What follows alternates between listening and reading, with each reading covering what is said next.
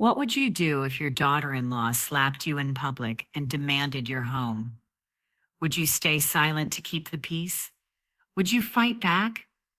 I'm 68 years old, and that's exactly what happened to me at my son's wedding. My answer shocked everyone, went viral with millions of views, and changed laws in my state. Want to know what I did? Before I tell you what happened, let me know where you're watching from in the comments below. And if this story touches your heart, don't forget to hit that like button and subscribe for more real-life stories. My name is Aurora Hughes, and I'm 68 years old. Well, I was 66 when this nightmare began, but it feels like I've aged a lifetime in these past 2 years. This is my story, a story of betrayal, humiliation, and ultimately, justice. But it's also a story about finding strength you never knew you had, about standing up when everyone expects you to sit down, and about refusing to be a victim even when the whole world is watching you fall. Let me take you back to the beginning. Not the beginning of the horror, but the real beginning. The one where I still believed in happy endings and thought my family was untouchable. I was born in 1956 in a small town in Pennsylvania. My father worked in a steel mill, and my mother was a seamstress who took in work from home. We weren't rich, but we had something money can't buy. We had love, respect, and dignity. My parents taught me that your word is your bond, that family comes first, and that a person's character is measured not by what they have, but by how they treat others. I met my husband, Richard, when I was 22. He was 25, working as an accountant, with dreams of starting his own firm someday. We fell in love over coffee at a diner, where I worked as a waitress while finishing my teaching degree. He was kind, thoughtful, and ambitious. We married 6 months later in a small ceremony at my parents' church. Our son Ethan was born 3 years later. The moment they placed him in my arms, I understood what my mother had meant when she said, "You don't know what love is until you hold your own child." Ethan was everything. He was bright, curious, affectionate. He had Richard's intelligence and my stubbornness, which made for an interesting combination. Richard and I worked hard to give Ethan everything we could. Richard built his accounting firm from the ground up, working 16-hour days for years. I taught elementary school, came home to grade papers and prepare lessons, and still made sure Ethan had home-cooked meals and help with his homework. We saved every penny we could for his future. When Ethan was 15, Richard had a massive heart attack. He was only 43 years old. One moment he was reviewing tax returns at his desk, and the next, he was gone. Just like that. No warning, no goodbye, no chance to say all the things you think you'll have time to say later. I was devastated, but I had Ethan, and Ethan needed me, so I did what mothers do. I pushed my grief down deep, put on a brave face, and kept going. I worked double shifts when I could, took on summer school teaching, did private tutoring, whatever it took to keep the house, to keep Ethan's life stable, to make sure his father's death didn't destroy his future. Ethan thrived despite the loss. He was an excellent student, got into a good college, earned a degree in law. I was so proud, so incredibly proud. He got a job at a prestigious law firm in the city, bought his own apartment, started building a successful career. Everything we had worked for, everything Richard had dreamed of, was coming true. Then he met Juliet. I remember the first time he brought her home. It was a Sunday afternoon in the spring. I had prepared a special lunch, roast chicken, the way Ethan loved it, with roasted vegetables and homemade apple pie for dessert. I was excited to meet her. Ethan had been talking about her for months, with such enthusiasm, such joy. Juliet walked into my home like she owned it. She was beautiful, I'll give her that. Tall, blonde, perfectly styled in expensive designer clothes. She looked around my modest living room with barely concealed disdain, her eyes lingering on my dated furniture, my family photos on the walls, my comfortable but worn carpet. "So this is where you grew up," she said to Ethan, her tone making it clear that she found the place beneath her standards. "Yeah," Ethan said, and I heard something in his voice I'd never heard before: embarrassment. He was embarrassed of his home, of me. I tried to be welcoming. I asked about her family, her job, her interests. She answered in short, polite but cold sentences. She barely touched the food I'd spent all morning preparing. She checked her phone constantly under the table. When I asked her about her work as an image consultant, she looked at me like I couldn't possibly understand the sophisticated world she inhabited. After they left, I told myself I was overreacting, that she was just nervous about meeting me, that first impressions can be deceiving. But deep down, I knew. I knew that this woman looked at my son and saw a meal ticket. She looked at me and saw an inconvenient obstacle. Over the next year, things deteriorated slowly. Ethan's visits became less frequent. When he did come, he seemed distracted, tense. He stopped calling me every week like he used to. When I called him, Juliet would often answer and say he was busy, that he'd call back later. He rarely did. I tried to talk to him about it once. I asked him if everything was okay, if I had done something wrong. He assured me everything was fine, that he was just busy with work and his relationship, but his eyes wouldn't meet mine when he said it. Juliet and Ethan got engaged after dating for 18 months. He told me over the phone, not in person, over the phone. He didn't ask for my blessing, didn't invite me to be part of the planning process. He just called one day and said, "Mom, we're engaged. The wedding will be in 6 months."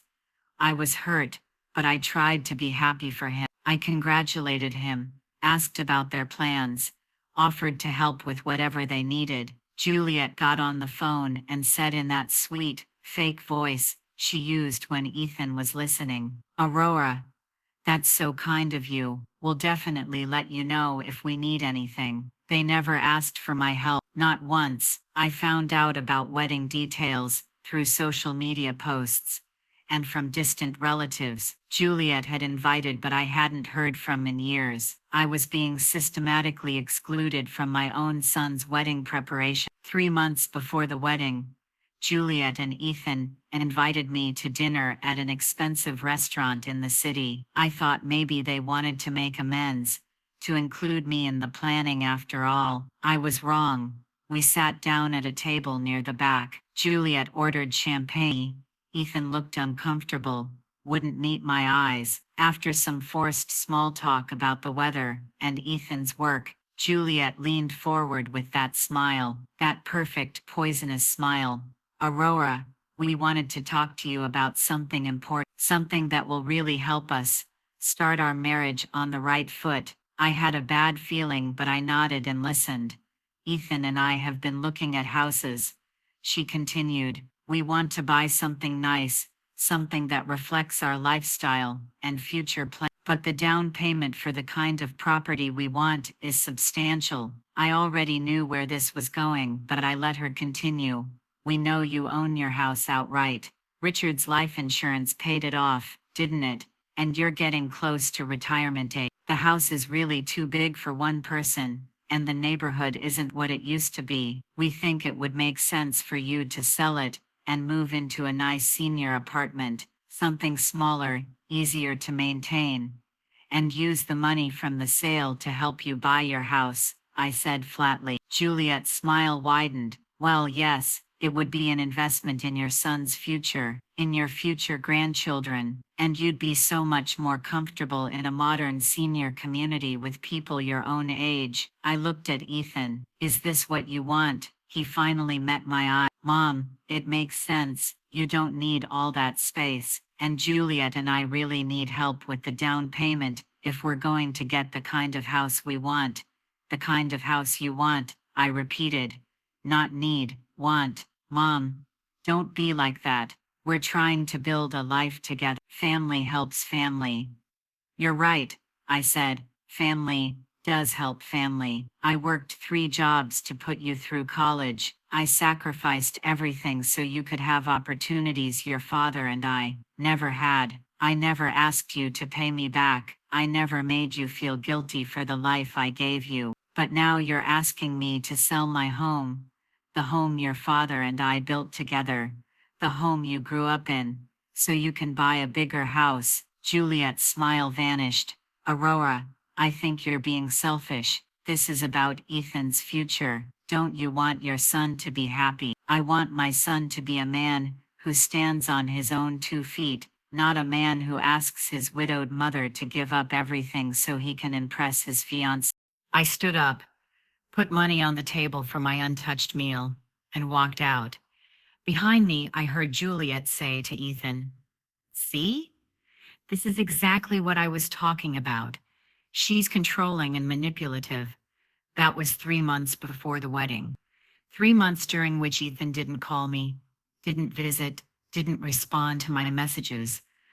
I thought maybe he was ashamed that he'd come around eventually. I held on to that hope. The wedding invitation came in the mail 2 weeks before the event. A formal, expensive invitation with gold embossing. My name was on the envelope, but there was something off about it. It arrived late, like an afterthought, like they'd had to be reminded to invite me. I almost didn't go. I sat in my living room, looking at that invitation, wondering if I should just skip it, save myself the pain of being an outsider at my own son's wedding. But I couldn't do it. He was still my son. I still loved him. So I bought a new dress, had my hair done, and showed up with a smile on my face and a gift in my hands.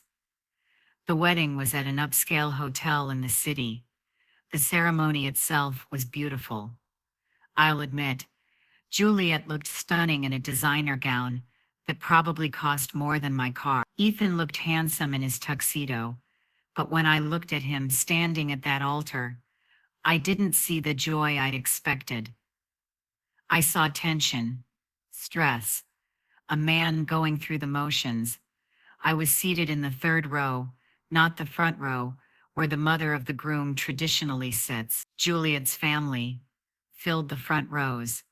Her parents, wealthy and cold, barely acknowledged me when I tried to introduce myself. Her bridesmaids were all women like her, polished and superior. I felt out of place in my modest dress from a department store. During the reception, I tried to enjoy myself. I congratulated Ethan, hugged him, told him I was happy for him. He hugged me back, but it was quick, perfunctory. "Thanks for coming, Mom," he said, then was pulled away by Juliet's friends for photos. I sat at a table near the back, not at the family table. I watched as Juliet worked the room, laughing with guests, posing for endless photos, playing the perfect bride. Ethan stood beside her, smiling when appropriate, but I could see the strain around his eyes. About an hour into the reception, after dinner had been served and speeches had been made,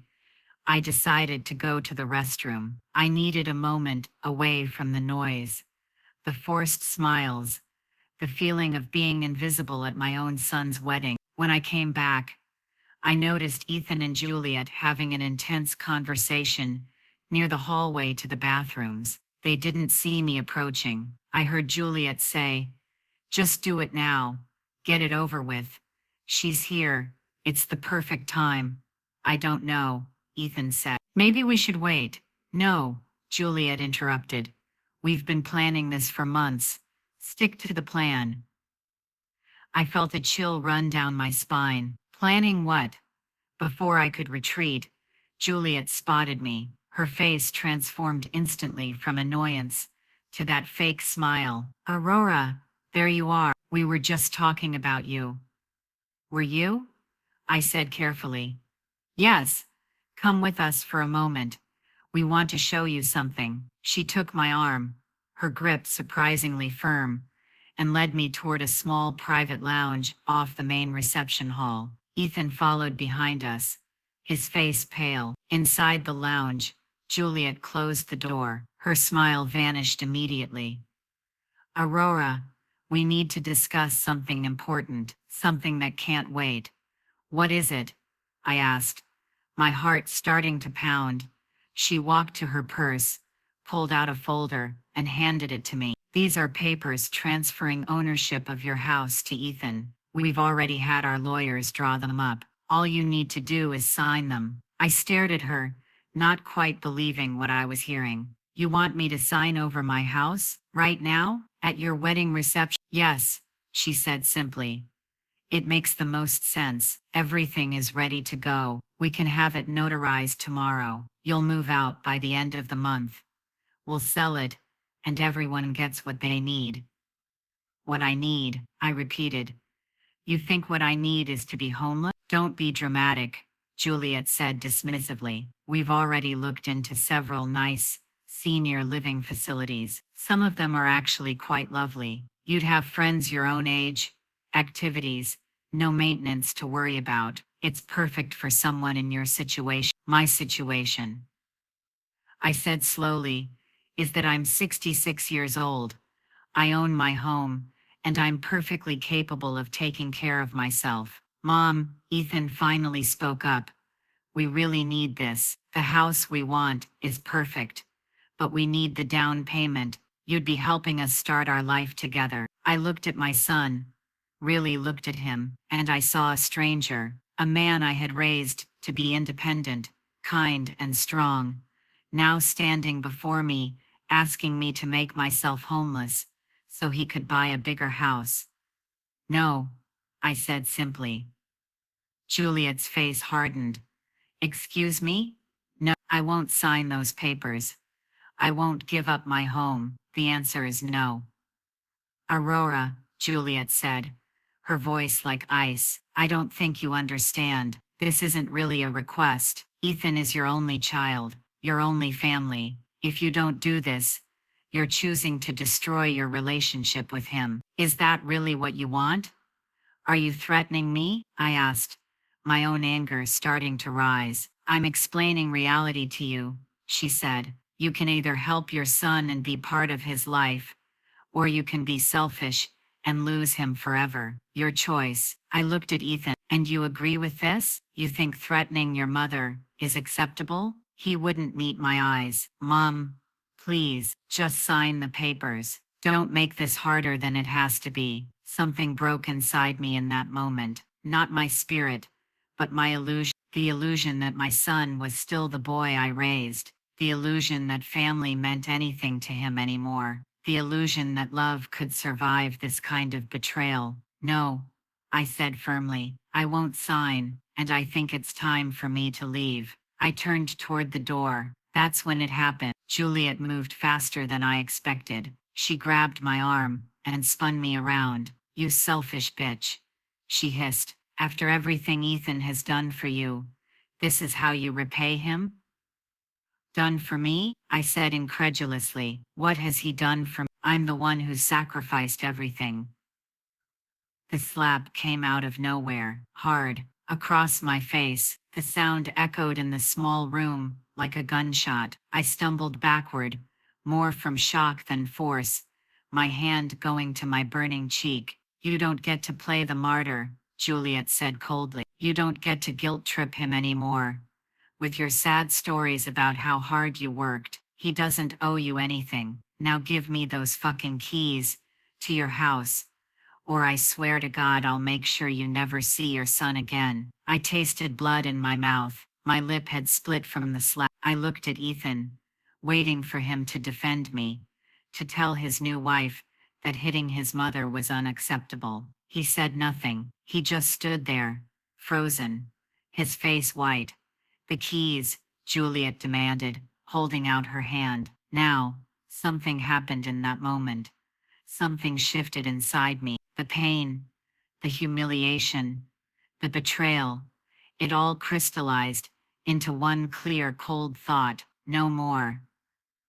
No, I said, my voice steady despite the blood on my lip. You can't have my keys, you can't have my house, and you can't have my dignity. I walked to the door, opened it, and stepped out into the hallway, and walked directly into a crowd of wedding guests who had clearly heard everything through the thin walls of the lounge. The reception hall had gone quiet. People were staring, some had their phones out. I realized they had heard the slap, had heard Juliet's threats, had heard everything. Juliet realized it too. She stepped out of the lounge behind me, her face pale, and saw the crowd. It's not what it looks like, she started to say. But one of the guests, an older gentleman I didn't know, spoke up. I think it's exactly what it looks like. I think we all just heard you assault and threaten this woman. Another guest, a woman in her 50s, stepped forward. Are you okay, dear? Do you need medical attention? Your lip is bleeding. I touched my lip and my fingers came away red. I'm fine, I said. I just need to leave. But before I could move, Juliet's mother appeared. She was a tall, imperious woman in an expensive gown. This is outrageous, she announced to the crowd. This woman has been causing problems all evening. She's clearly unstable. Someone call security. Unstable? I repeated. Your daughter just hit me and demanded my house keys. And I'm the one who's unstable? You're trying to ruin my daughter's wedding, Juliet's mother said coldly. Out of spite and jealousy. Everyone can see that. A young woman in the crowd, one of the bridesmaids, held up her phone. Actually, I recorded the whole thing from when you dragged her into that room. I was walking past and heard you threatening her, so I started recording. I got the slap on video, everything. The room erupted in whispers. Juliet's face went from pale to red. Delete that right now. I don't think so, the bridesmaid said. She looked at me. Ma'am, I'll send this to you if you want it. What they did to you is wrong, really wrong. Ethan finally found his voice. Mom, please, let's just calm down. We can talk about this. I looked at my son. We just did talk about it. Your wife hit me and tried to take my house, and you stood there and let her. There's nothing left to say. I walked toward the exit. The crowd parted for me. Some people looked sympathetic. Others looked shocked. Juliet's friends looked angry, like I had somehow ruined their perfect evening by having the audacity to be assaulted. As I reached the door, I heard Juliet call out behind me. You'll regret this, Aurora. You'll come crawling back when you're old and alone with no one to take care of you. I turned back one last time. I'd rather be alone than be around people who think they can buy me or hit me or threaten me. Goodbye, Ethan. I hope your big house is worth it. I walked out into the cool night air. My face hurt. My heart hurt more. I sat in my car in the parking lot for a long time, watching as the reception continued inside without me, watching the lights, hearing the music, seeing the silhouettes of people dancing and laughing like nothing had happened. The bridesmaid who had recorded everything came out to the parking lot and found me. She sent me the video on the spot. I'm so sorry this happened to you, she said. For what it's worth, I think you're incredibly brave. I don't feel brave, I admitted. I feel destroyed. Then you're stronger than you think, she said, because you just stood up to someone who tried to take everything from you. That takes real courage. I drove home in a daze. I looked at my bleeding lip in the rearview mirror. I felt the weight of what had just happened settling over me, like a heavy blanket. My son had chosen his wife over his mother, had stood by while she assaulted me, had tried to coerce me into giving up my home. When I got home, I sat in my living room, in the house Richard and I had bought together, the house where we'd raised Ethan, the house filled with memories and love and years of life. And I made a decision. I wasn't going to be a victim. I wasn't going to let them destroy me. I was going to fight back. The next morning, I went to see a lawyer. His name was Carlos Martinez, and he specialized in elder abuse cases. I showed him the video. I showed him the property transfer papers Juliet had tried to make me sign. I told him everything. He watched the video 3 times. Then he looked at me with a mixture of sadness and anger. Mrs. Hughes, what happened to you is not only morally reprehensible, it's illegal. Your daughter-in-law committed assault and battery. She attempted to coerce you into signing over property under duress. This is elder abuse, and it's a serious crime. What can I do? I asked. You can press charges, he said. Criminal charges for the assault, and we can file a civil lawsuit for damages. Emotional distress, medical expenses, pain and suffering. We can also get a restraining order to keep her away from you. Will it work? I asked. With this video? He smiled grimly. Oh yes, it will work. We filed charges that afternoon. Criminal assault and battery. Attempted financial exploitation of an elderly person. The police took my statement, photographed my injuries, and issued a warrant for Juliet's arrest. She was arrested 2 days later at her new apartment, where she and Ethan had just returned from their honeymoon. The honeymoon they had taken to Bora Bora, paid for by maxing out Ethan's credit cards. Ethan called me that night, the first time he'd contacted me since the wedding. Mom, what are you doing? You had Juliet arrested? She's in jail. She assaulted me, I said calmly. She hit me and tried to steal my house. Actions have consequences. This is insane. You're destroying our lives over a misunderstanding. A misunderstanding, I repeated. Your wife split my lip and threatened me, and you call it a misunderstanding. She was upset. The wedding was stressful. You were being difficult about the house. Stop, I interrupted. Just stop. I'm not going to listen to you make excuses for her. And I'm not going to let her get away with what she did. If you can't understand that, if you can't see how wrong this whole situation is, then I don't know what else to say to you. She could go to prison. Mom? Is that what you want? To send your daughter-in-law to prison? I want her to face consequences for her actions. That's what I want. He hung up on me. I sat in the silence of my home, my heart aching, but my resolve firm. Over the next few weeks, things escalated quickly. Juliet was released on bail, but the restraining order meant she couldn't come near me. The video from the wedding went viral online. Someone had posted it to social media, and within days it had millions of views. Comments poured in, mostly supportive of me, condemning Juliet's behavior. This is elder abuse in real time. That poor woman. Imagine being treated like that by your own son's wife. The son just standing there doing nothing, makes me sick. I hope she presses charges and takes everything from them. News outlets picked up the story. Local news first, then regional, then national.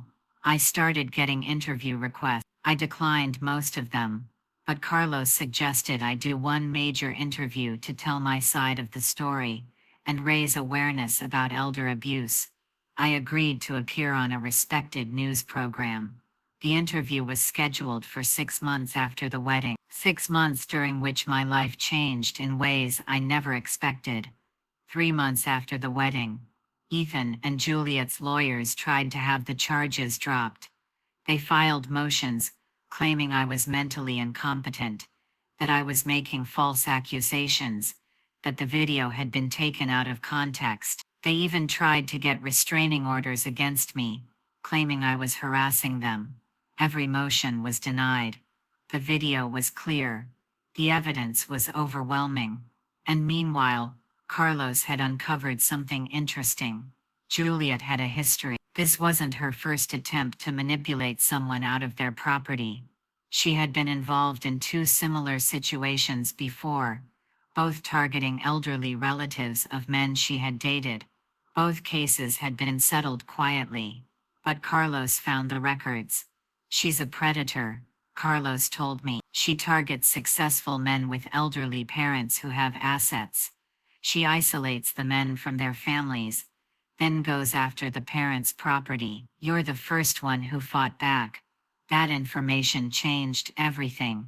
It wasn't just about me anymore. It was about stopping someone who made a living, exploiting vulnerable elderly people. The prosecutor added fraud charges to the assault charges.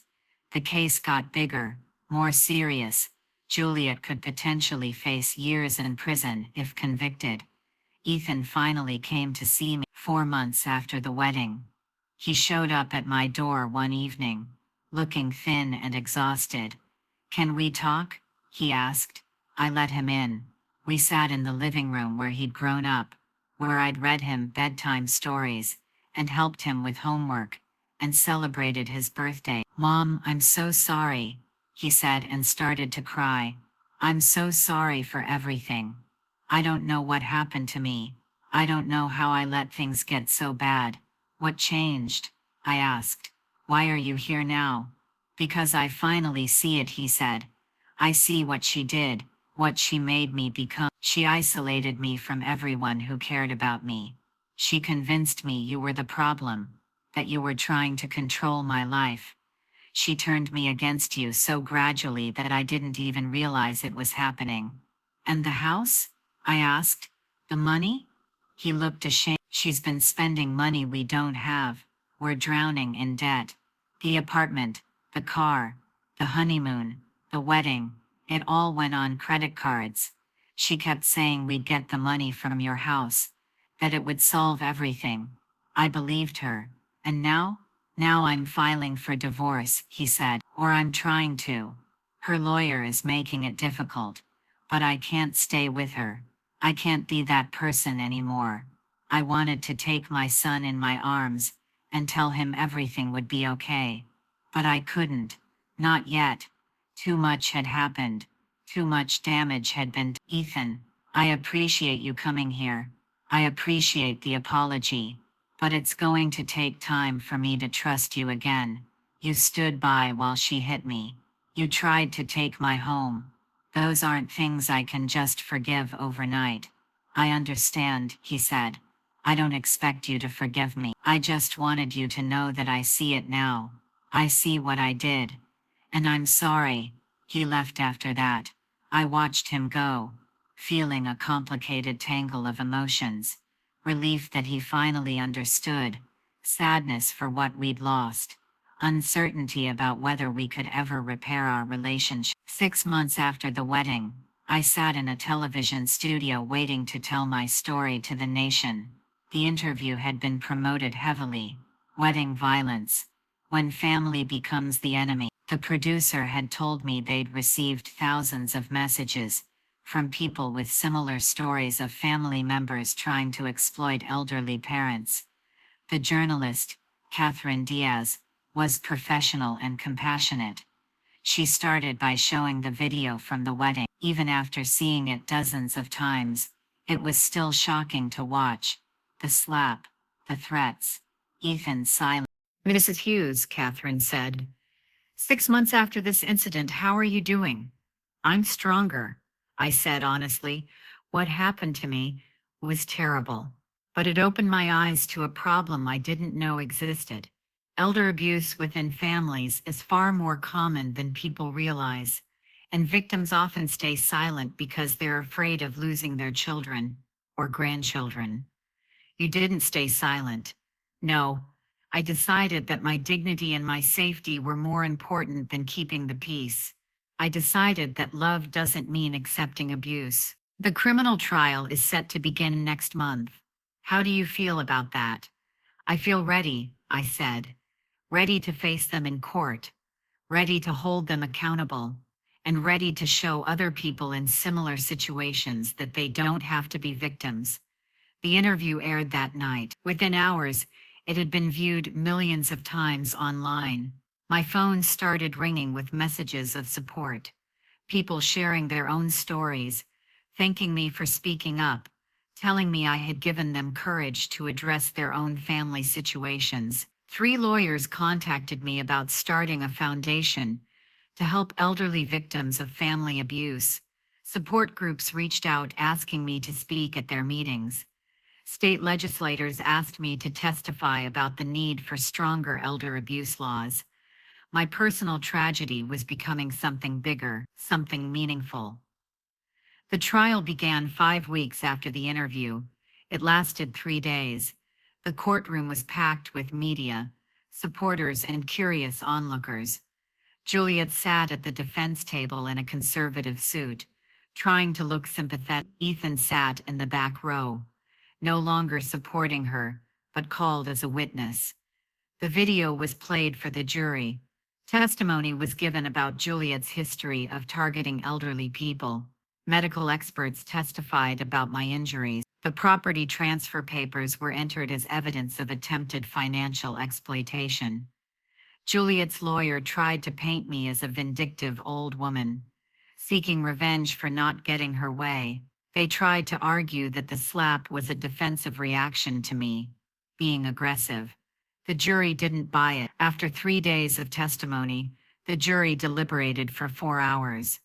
They came back with guilty verdicts on all charges: assault and battery, attempted financial exploitation of an elderly person, fraud.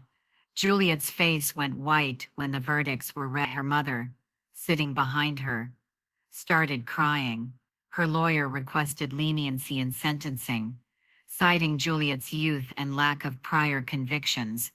But the judge had seen the video, had heard the testimony, had read letters from Juliet's previous victims who had come forward after seeing the news coverage. "Miss Reynolds," the judge said, "you are a predator who targets vulnerable elderly people for financial gain.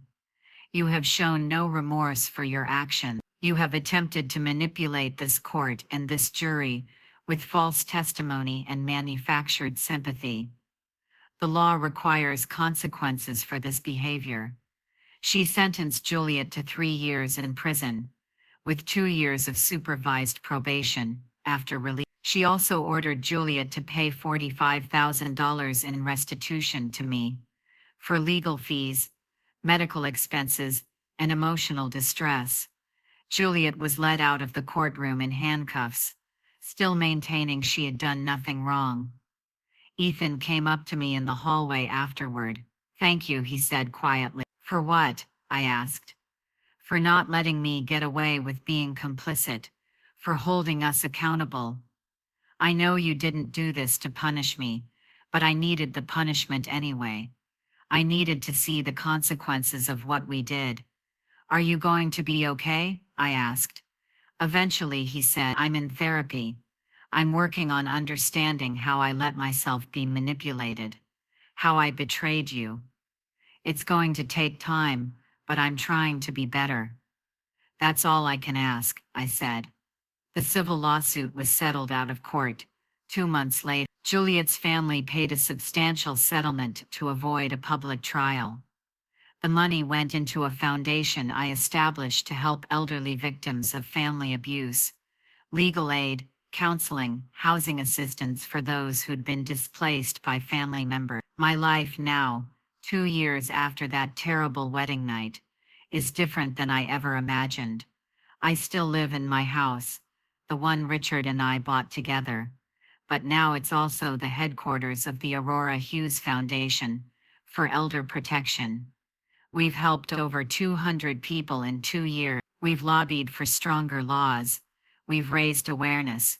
Ethan and I are slowly rebuilding our relationship. It's not what it was. It never will be. Too much has been broken. But we have coffee every few weeks. We talk honestly about what happened. He's working to earn back my trust, and I'm working to forgive him. He divorced Juliet while she was in prison. He lives simply now, in a small apartment, working to pay off the debt she accumulated. He volunteers with the foundation sometimes, helping other families understand how financial abuse happens, sharing his story as a cautionary tale. I never expected to become an activist at 68 years old. I never wanted this to be my legacy, but here I am. speaking at conferences, testifying before legislators, appearing on news programs to raise awareness about elder abuse. People ask me if I regret pressing charges, if I regret making such a public stand, if I wish I had just stayed quiet to preserve family harmony. My answer is always the same. No, not for 1 second, because what happened to me happens to thousands of elderly people every single day. Children who see their aging parents as ATMs, spouses who isolate their partners from family members who use guilt, manipulation, and sometimes violence to take what doesn't belong to them. And too often, the victims stay silent. They accept the abuse because they're afraid of being alone. They sign over their homes because they're told it's what good parents do. They endure humiliation and exploitation because they believe family is supposed to forgive everything.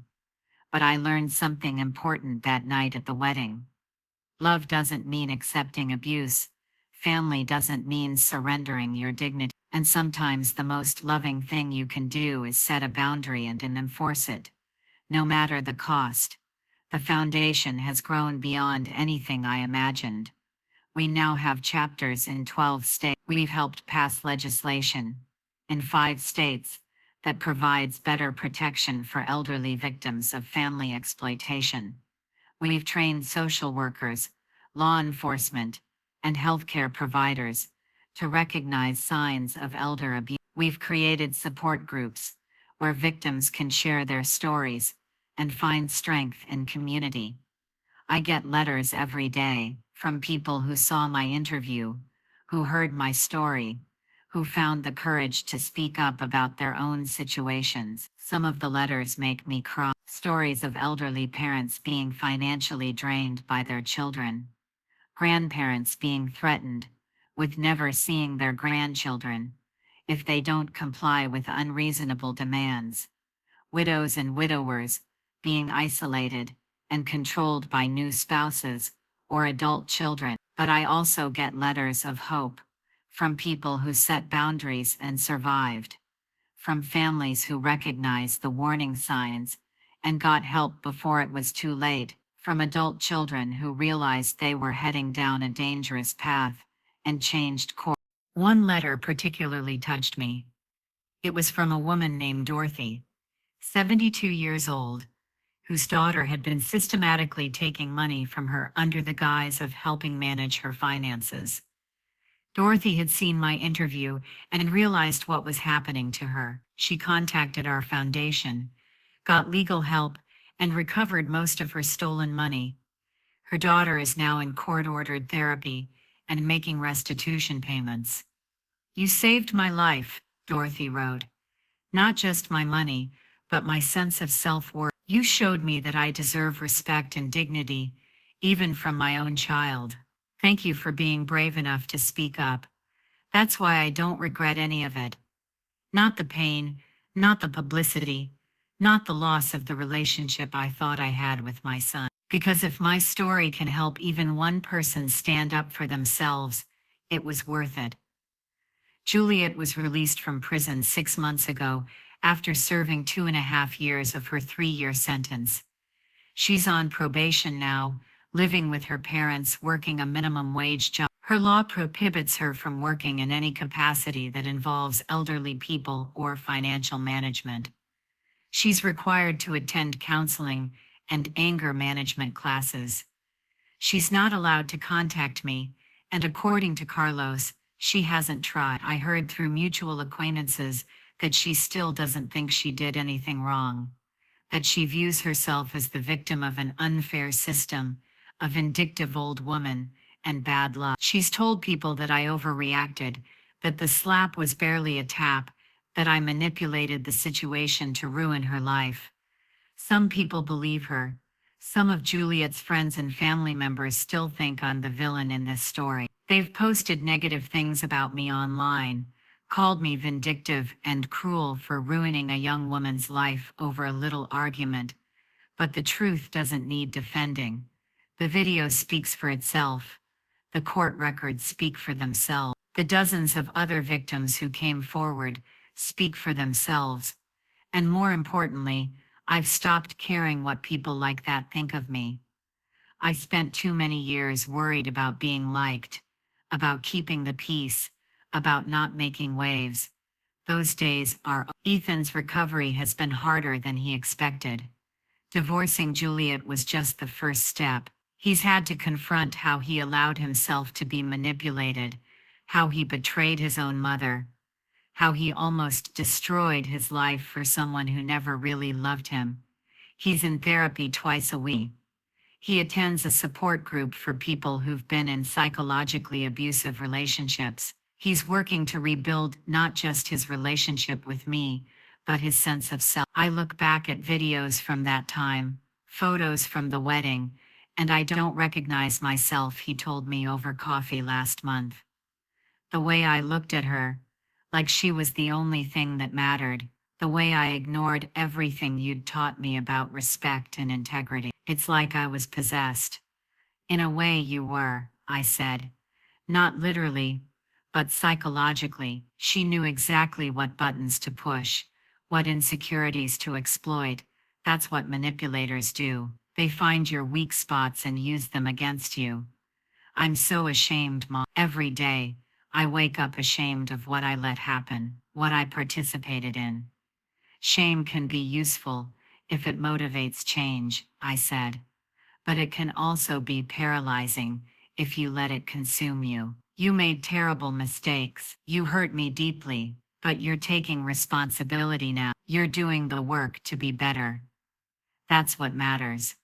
Do you think you'll ever really forgive me? He asked, his eyes full of pain. I thought about it carefully before answering. I think I'm in the process of forgiving you, but forgiveness doesn't mean forgetting. It doesn't mean pretending it didn't happen. It means choosing not to let the anger and hurt define our relationship moving forward. We're building something new, Ethan, not trying to resurrect what we had before, but creating something different, something more honest. He nodded, tears in his eyes. I'll take that. It's more than I deserve.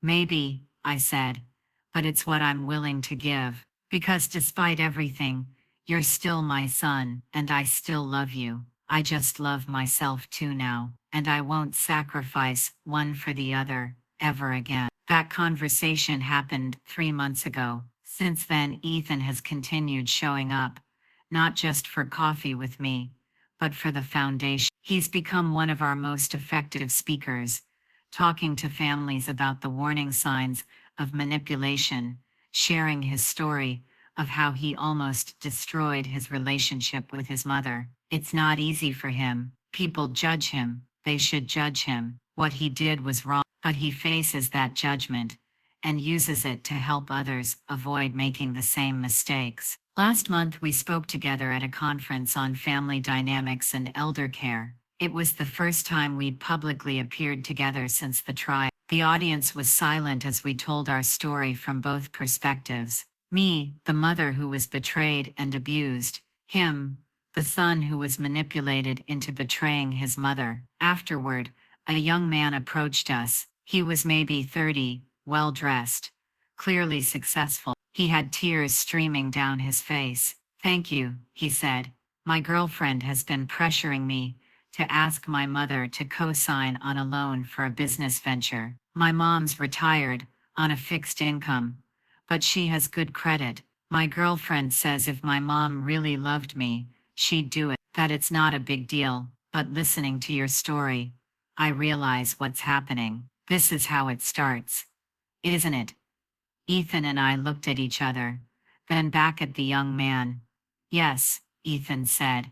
This is exactly how it starts. Small requests that seem reasonable. Guilt trips when you hesitate. Isolation from people who might question what's happening. It escalates slowly, until one day you look up and realize you've betrayed everyone who actually loves you for someone who only loves what you can give them.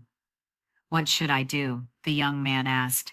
Set a boundary, I said. Tell your girlfriend no. If she loves you, she'll respect that. If she doesn't, if she gets angry or or threatens to leave, then you'll know she never really loved you at all. She loved what she thought she could get through you. But what if I lose her? He asked. Then you lose someone who was going to hurt you, and your mother eventually anyway, Ethan said. Trust me, I know it's scary, but it's better to lose someone who's wrong for you than to keep them and lose yourself. The young man thanked us and walked away. I watched him go, hoping he would have the courage to do what needed to be done, hoping we'd helped him avoid the nightmare Ethan and I had lived through. Do you think he'll do it? Ethan asked me. Set the boundary? I don't know, I said honestly, but at least now he knows what to look for. He has the information. What he does with it is up to him. That's all any of us can do, really. Share our stories, raise awareness, give people the tools to recognize manipulation and abuse, but we can't make their choices for them. Everyone has to find their own courage in their own time. I've learned so much about human nature. Through this experience, I've learned that family can be both the greatest source of love and the greatest source of pain. I've learned that respect is more valuable than affection, that boundaries are more important than harmony, and that sometimes walking away is the only way to save yourself. I've also learned that healing isn't linear. There are days when I'm strong, confident, at peace with everything that happened, and there are days when I sit in my living room and cry, mourning the relationship I thought I had with my son, mourning the grandmother I might have been if things had been different, mourning the simple joy of family gatherings without the shadow of betrayal hanging over everything. But even on the hard days, I don't regret my choices, because I chose myself. I chose my dignity. I chose to stand up and say that what happened to me was wrong, and I wouldn't accept it. The foundation is planning a national awareness campaign next year. Billboards, television ads, social media outreach. We want to reach as many people as possible with a simple message. Elder abuse is real. It often comes from family members, and you don't have to accept it. We're calling it the I Said No campaign. Simple, powerful, direct stories from survivors who said no to abuse, no to exploitation, no to being treated as less than human by people who were supposed to love them. My story will be featured prominent, not because I want attention or sympathy, but because I want other people in similar situations to know they're not alone, that standing up is possible, that life continues, and can even be richer after you set boundaries with toxic family members. I'm 68 years old now. I never expected to spend these years as an advocate and activist. I thought I'd be a grandmother, baking cookies and attending school plays, and enjoying the fruits of a lifetime of hard work and sacrifice. But life had other plans, and while I wouldn't have chosen this path, I can't deny that it's meaningful. Every person we help through the foundation, every law we help pass, every story we share that resonates with someone suffering in silence, it all matters. It all makes a difference. Richard, my late husband, would be proud, I think. He always said I was stronger than I knew, that I had a core of steel beneath the soft exterior. I didn't believe him when he was alive, but I believe him now, because I survived something that should have destroyed me. I lost my son, my sense of security, my belief in the goodness of family, and I rebuilt. I created something meaningful from the ashes of my trauma. I turned my pain into purpose. That's what I want people to take away from my story, not the details of the abuse, not the drama of the trial, not even the satisfaction of seeing Juliet held accountable. What I want people to remember is this: you are stronger than you think. You deserve respect and dignity, and it's never too late to stand up for yourself, even when the cost seems unbearable. The wedding where I was slapped, humiliated, and threatened happened 2 years ago. It feels like a lifetime ago, and like yesterday all at the same time. The person I was then, The woman who walked into that reception, hoping for joy and found only betrayal. She doesn't exist anymore. I'm someone new now. Someone who knows her worth. Someone who won't compromise her dignity for anyone, not even family. Someone who understands that love without respect is not love at all. And I'm someone who refuses to let other people suffer the way I suffered, if I can help it. That's why I tell my story over and over, even when it's painful, even when it opens old wounds. Because somewhere out there, someone is sitting in their home right now, being threatened or manipulated or abused by someone they love. And maybe, just maybe, they'll hear my story and find the courage to say no. To say this is my home and you can't have it. To say you don't get to hit me and call it love. To say I deserve better than this. To say I choose myself. That's my legacy now. Not the career I had as a teacher, not the son I raised, not even the marriage I treasured. My legacy is showing other people that it's possible to survive family betrayal, to rebuild after devastation, and to create meaning from pain. And you know what? I'm proud of that legacy. I'm proud of the woman I've become through this terrible experience. I'm proud that I fought back. I'm proud that I didn't stay silent. So, to answer the question I posed at the beginning of this story, what would I do if my daughter-in-law slapped me in public and demanded my home? I did what I had to do. I stood up. I fought back. I held people accountable. And I survived. And if you're facing something similar, I want you to know, you can survive too. You can stand up too. You can say no too. You don't have to be a victim. You don't have to accept abuse for the sake of family harmony. You don't have to sacrifice your dignity to keep the peace. You can be like me. You can choose yourself. You can fight back. And when you do, when you take that first scary step of standing up for yourself, know that you're not alone. Know that there are people like me. People who've been through it and survived, who are here to support you, who believe you, who will stand with you. The foundation has a hotline. We have lawyers. We have counselors. We have resources. We have hope, because that's what this is really about. Hope. The hope that things can be different, that families can be better, that elderly people can live with dignity and respect instead of fear and exploitation. That's the world I'm fighting for.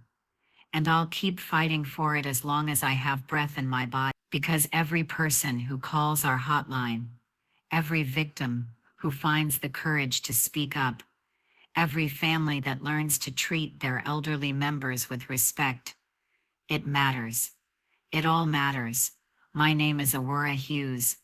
I'm 60. 2 years ago, my daughter-in-law slapped me at a wedding and tried to steal my home. I fought back, won, and used my experience to help others.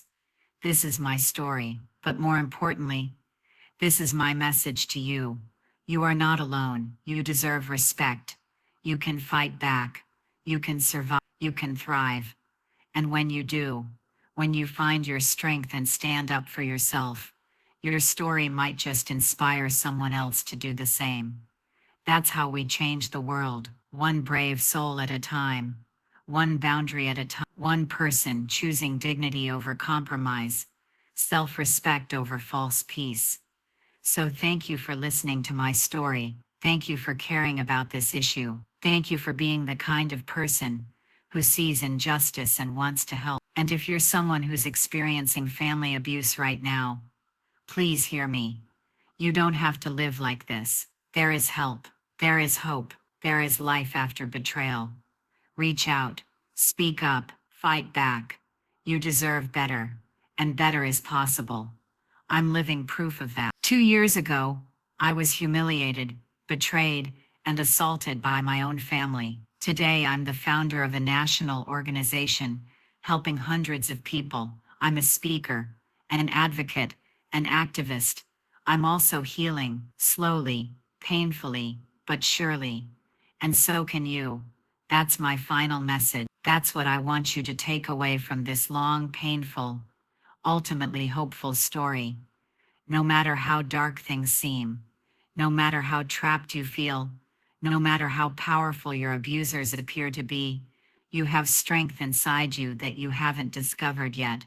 Find it, use it, change your life, because you deserve to live with dignity, respect, and peace. You deserve to feel safe in your own home. You deserve to be treated with love and kindness by your family. And if your family can't give you those things, then you deserve to create a new life where those things exist, even if it means walking away from people you love.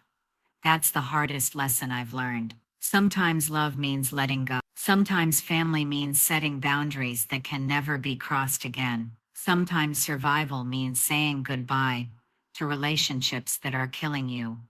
But on the other side of that hard choice is freedom, peace, a chance to rebuild in a way that honors who you are and what you deserve. I've found that freedom, I've found that peace, not every day, not perfectly, but enough to know it was worth it. And you can find it too. So here's my question to you, the one I asked at the beginning. What would you do? Think about it, really think about it, because the answer determines whether you'll be a victim or a survivor, whether you'll accept abuse or stand up for yourself, whether you'll live in fear or fight for your freedom. What would you do? I hope you'll choose yourself, choose dignity, choose survival, because you're worth it. You've always been worth it. And it's never too late to start believing that. Thank you for listening to my story. Thank you for caring. Thank you for being here. And remember, you are not alone. You are stronger than you know, and you deserve so much better than abuse. Never forget that. Never stop fighting for that. And never ever give up on yourself. You matter. Your story matters. Your survival matters. Don't let anyone convince you otherwise, not even family, especially not family. Because real family, true family, the kind worth keeping, they would never ask you to choose between your dignity and their love. Real love doesn't demand that sacrifice. Real love builds you up instead of tearing you down. Real love respects boundaries instead of trampling them. Real love says, you matter, and I will treat you like you matter. That's the kind of love worth fighting for, worth keeping, worth building your life around. Everything else, that's just wearing the mask of love while hiding the face of abuse. And you deserve to tear off that mask and see the truth, even when the truth hurts, even when the truth costs you relationships you thought you couldn't live without. Because living with the truth, no matter how painful, is better than living with lies that slowly kill your spirit.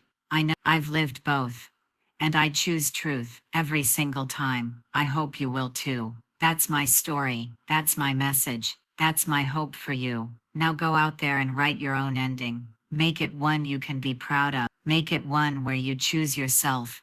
Stand up for yourself and refuse to be a victim anymore. You can do this. I believe in you, and I'll be here, along with thousands of other survivors, cheering you on every step of the way. You've got this. Now go show the world what you're made of. Show them that you're not someone who can be pushed around, exploited, or silenced. Show them that you're a survivor, just like me.